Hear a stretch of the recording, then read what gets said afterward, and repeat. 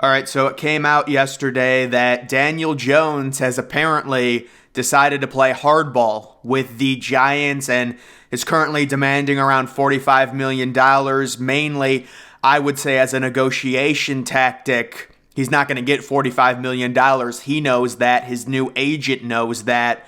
But he's probably looking for around 38 to 40 million per year in the negotiation with the Giants on a long-term extension.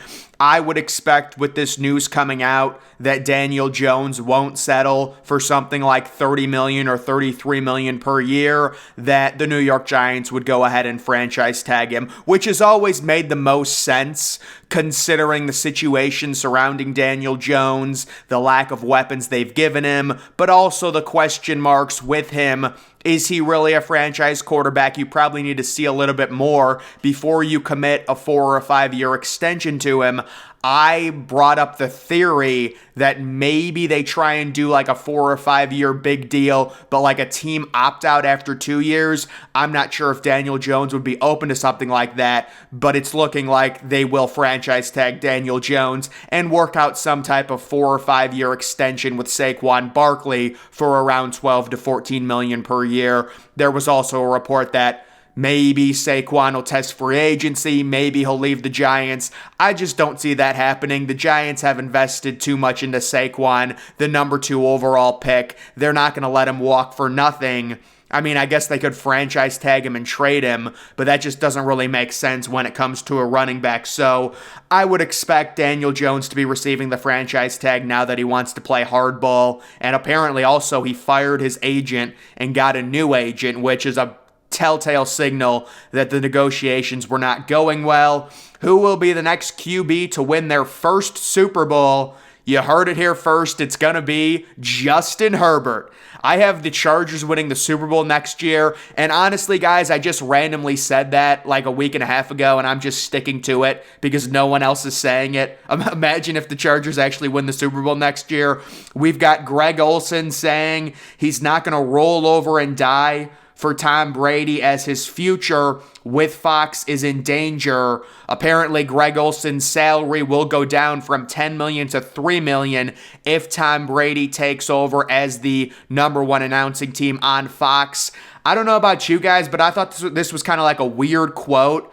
It's like someone who has like 18 years experience in the booth would say. I mean, Greg Olsen's like a rookie, and he's saying, I'm not going to roll over and die. I mean, he's like a second-year guy who just called a Super Bowl. I don't know. I just thought it was a weird quote, but a lot of people actually are defending Greg Olsen, saying they like him, and that, I mean, Tom Brady, who knows? We know he's the greatest quarterback ever, but he might not be that great in the booth.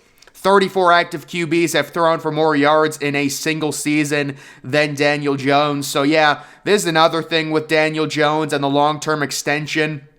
Apparently, PFF hates Daniel Jones. He graded out like 17th out of 32 qualified quarterbacks or whatever last year, according to their grading system. USFL will hold a college draft on Tuesday, which is today. The challenge will be to pick guys who realize they're not going to be drafted by the NFL. So this is really weird, and people in the comments were like, you know, how do you know? We haven't even had the NFL Combine. How do you know which guys are not going to be picked? There's 7 rounds in the draft. There's over 250 total picks. So this will be really weird how this draft with the USFL works out. Justin Fields 2023 team odds. So this is just, I'm guessing this is a misprint, but it has the Chicago Bears plus 300. I'm guessing that was meant to be minus 300. I'm at least hoping, because if you could get the Bears plus 300 after they basically already committed to Justin Fields, you know, you got to take that. You have the Buccaneers plus 400. That would be the event where the Bears draft Bryce Young and they trade Justin Fields for a first-round pick. The Saints on there, the Commanders on there. But I really think this is a complete non-story, and I just thought it was funny because they tweeted out that the Bears were plus 300, and then someone in the replies was like, a $5 bet would only bring in like $10 after someone said the Bears are the best bet. Like, that's a great value, dude. You know, you're going to give me Justin Fields back to the Chicago Bears for plus 300. I mean, come on. DeAndre Hopkins 2023 team odds. The Cardinals are plus 350. The Patriots at plus 475. The Bears at plus 550. I maintain the opinion that I want to see DeAndre Hopkins either on the Bears with Justin Fields or on the Giants with Daniel Jones. Both of those QBs need help, and I think that's where DeAndre Hopkins should go. The Cardinals are just in a horrible situation. I outlined it yesterday. Kyler Murray with the injury might not even be back until midseason. And even if he does come back, he's going to be very rusty. The problem is DeAndre Hopkins has a horrible cap hit. So unless the Cardinals are going to be flexible to where they'll eat some of the money in a trade for if they trade DeAndre Hopkins, it's just going to come down to which team wants to take on a pretty bad salary. But I still think DeAndre Hopkins, even though he is a little bit older, he's still got something left in the tank. I don't think he's at like AJ Green levels of washed at this point. He still might have one or two good seasons, but he does have 2 years remaining on a contract that's pretty bad. Is Rodgers to the Patriots likely? No. Is it a possibility? Well, kind of. Let's say Carr goes to the Jets and the Raiders draft a QB due to Aaron Rodgers' salary. New England has cap space and draft capital, so it looks like, you know, this account just tweeting out another non-story, trying to get page clicks. I mean, these accounts have popped up all over Twitter ever since Elon took over, where now you can buy the blue check mark, change your name to like MLF football or something or whatever it is, and tweet out random crap. I mean, I respect it, and it's definitely like the tweets they make, at least it creates conversation and I can react to them, but you can't take any of this stuff seriously. The Patriots, I mean, they've got Mac Jones. I'm sure they're going to be rolling with him next year, considering Rodgers is someone that contemplates retirement after every season. I mean, how can you plan for that? So this is something, it says trending. Lions receiver Amon-Ra St. Brown is pushing for Jalen Ramsey to come to Detroit if he's released. Yeah, I don't know where the narrative started that Jalen Ramsey was going to get released. Like, unless I'm faded, Jalen Ramsey still has significant trade value. He had a good season last year. If you look at his PFF grade and stuff like that, it was just the Rams didn't have a good season. It's not like he's done. He's still only 28 years old. So if the Lions want Jalen Ramsey, they'll probably have to give up that number 18 overall pick. And then Micah Parsons says, I'm sorry, no one is going from LA to Detroit. And that got a bunch of Detroit fans mad. I just think Micah Parsons needs to get off of Twitter. I swear I see him tweeting every hour. And I'm guessing it's because he's a young player, but most NFL players, as they grow and like have multiple years in the league, they realize that like the dopamine you get from getting a tweet like that has 10K likes is not even close to like when you give up Twitter. It's just so much better. Twitter is so toxic. It's so unhealthy. And really the only way you realize that is when you give it up for a significant period of time. So it's just like, I think Micah Parsons, maybe the Cowboys will go and tell him and be like, we know you're a young player, but dude, lay off of Twitter. I mean, it's every hour you're tweeting something out. And then we have this little feud that happened. So LeSean McCoy is on one of Fox's shows, and he says that Eric Bieniemy had no real responsibilities in Kansas City and won't be able to hide behind Andy Reid and Patrick Mahomes in Washington. What makes him good? And people, of course, are pointing out that LeSean McCoy, towards the end of his career, when he was virtually washed, got benched in Kansas City due to being inefficient and also due to fumbling.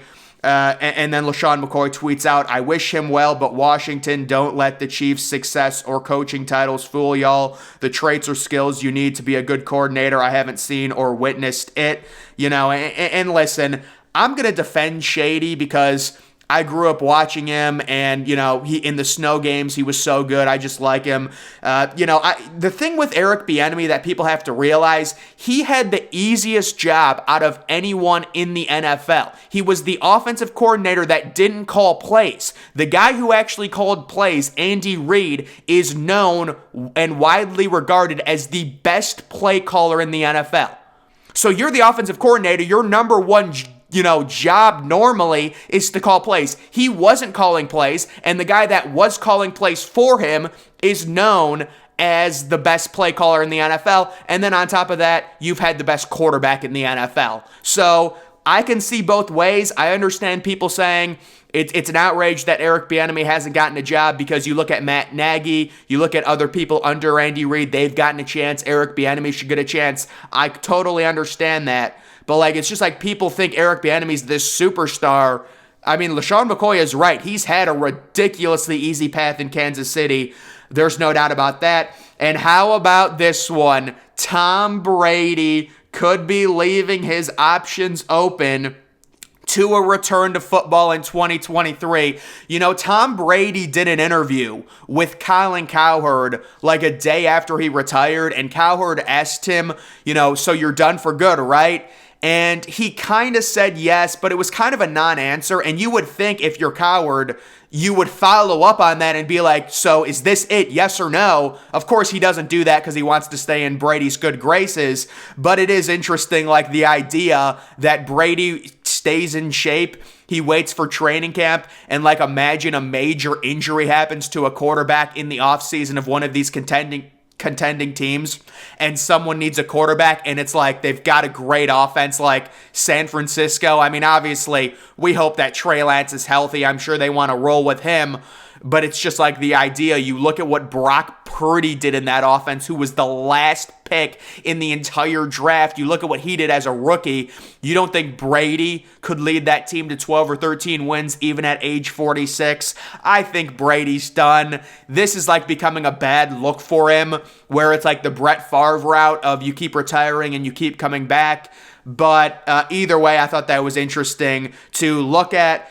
We've got another reporter saying at one point last year, the Packers general manager told an NFL colleague he was convinced it was time for the organization to move on from Aaron Rodgers and see what Jordan Love had in him. So again, we're hearing the same thing over and over again with Aaron Rodgers. The Packers seem ready to move on from him.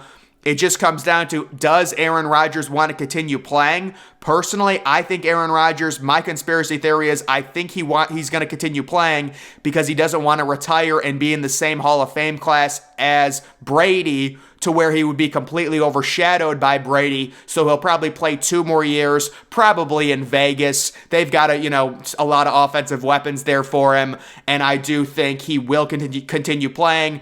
Vegas will trade their first round pick, their 7th overall pick for him, and he'll agree to play at least 2 years with Vegas and then probably retire. That's just, listen, I'm just speculating. I have no clue. No one knows what Aaron Rodgers is going to do. Last year, I was convinced that Aaron Rodgers was going to leave the Packers in free agency because it didn't make sense for him to stay. He ends up staying, and of course, I was right. The Packers and their front office are so overrated. They traded the best receiver in football and replaced him with a rookie that had 0 route tree, shaky hands, and was from North Dakota State. So I was completely right that Aaron Rodgers should have left the Packers last year. He didn't. He made a horrible mistake, and he completely wasted one of his last prime years playing with rookie receivers and really having very little, talent. So guys, that's going to do it for this NFL update. Make sure you're following me on Twitter. Link to that's always in the description. I'm, of course, the Depressed Ginger. Thank you for watching.